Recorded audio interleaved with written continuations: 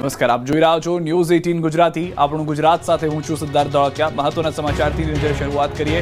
વડોદરાના શિનોરમાં જામ્યો છે વરસાદી માહોલ. પવનના ઠંડા સુસવાટા સાથે શરૂ થયો છે વરસાદ.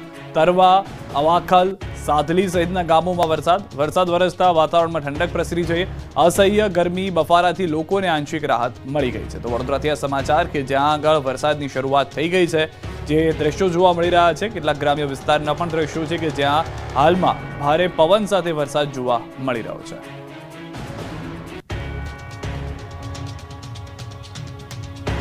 બે દિવસ બાદ ફરી બમ્પર વરસાદનો આવી રહ્યો છે રાઉન્ડ.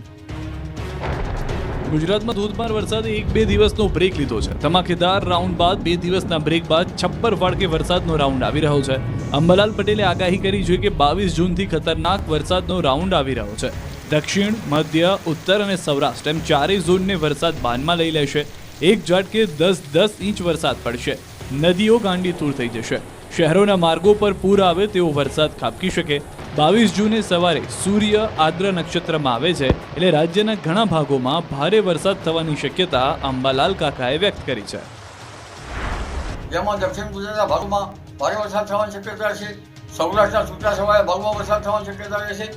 આ ઉપરાંત વડોદરાના ભાગોમાં કેટલાક ભાગોમાં ભારે વરસાદ થવાની શક્યતા રહેશે. મહીસાગરના ભાગોમાં ભારે વરસાદ થવાની શક્યતા રહેશે. પંચમહાલના ભાગોમાં પણ કેટલાક ભાગોમાં ભારેથી ભારે વરસાદ થવાની શક્યતા રહેશે. અમદાવાદ, ગાંધીનગરમાં પણ ભારેથી અને કોઈ ભાગમાં અતિ ભારે વરસાદ થવાની શક્યતા રહેશે. મહેસાણાના ભાગોમાં પણ ભારેથી અતિ ભારે વરસાદ થવાની શક્યતા રહેશે. સાબરકાંઠાના ભાગો, આ ઉપરાંત અરવલ્લીના ભાગોમાં પણ વરસાદની શક્યતા રહેશે. છોટાઉદેપુરની ભારજ નદીમાં ટ્રેક્ટરની જળ સમાધિ. ભારે વરસાદ બાદ છોટાઉદેપુરના નદી નાળા ઓવરફ્લો થઈ ગયા છે. ત્યારે ભારજ ગામે નદીમાં ટ્રેક્ટર રેતી ભરવા આવ્યું હતું, ત્યારે જ સુખી ડેમમાંથી પાણી છોડવામાં આવતા નદીમાં રેતી ભરેલું ટ્રેક્ટર ફસાઈ ગયું.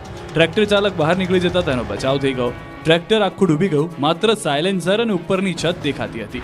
આ બાજુ દાહોદમાં પ્રથમ વરસાદમાં જ ધોવાઈ ગયું નાળું. વડવા ગામે નાળું ધોવાતા જનજીવન ઠપ થયું. નાળું ધોવાતા વડવા, છરસોડા, આમલી વિસ્તારની અવરજવર ઠપ થઈ ગઈ છે. નદીના આકાશી દ્રશ્યો છે ધંધુકાના. ભારે વરસાદને કારણે ધંધુકા નજીક ભાદર નદીમાં પૂર આવ્યું હતું. પાણીની ભરપૂર આવક થઈ રહી હતી. જુઓ કઈ રીતે નદીનું પાણી હિલોડા મારી રહ્યું છે. વલસાડની ખરેરા નદીમાં મુસાફરો ભરેલી વાન પલટી 24 કલાકે મૃતદેહ મળ્યો. વલસાડ જિલ્લામાં ભારે મેઘખાંગા થઈ જતા નદીઓ ગાંડીતૂર બની ગઈ છે. ત્યારે એક કાર ચાલકને નદીના પાણીમાંથી પસાર થવાનું જોખમ ભારે પડી ગયું. વાગલધરા નજીકથી પસાર થતી